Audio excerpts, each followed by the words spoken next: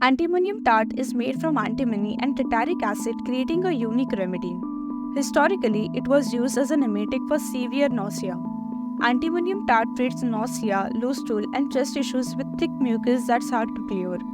For chest problems like bronchitis and pneumonia, with symptoms like drowsiness and breathing trouble, it's often the best remedy. In 1892, an apprentice exposed to antimony developed pneumonia and a unique rash but recovered, showing the power of antimony. Antimonium tart is a key remedy in homeopathy, offering relief from nausea to severe respiratory distress. Visit Dr. Shweta's Homeopathy for personalized and effective treatment today.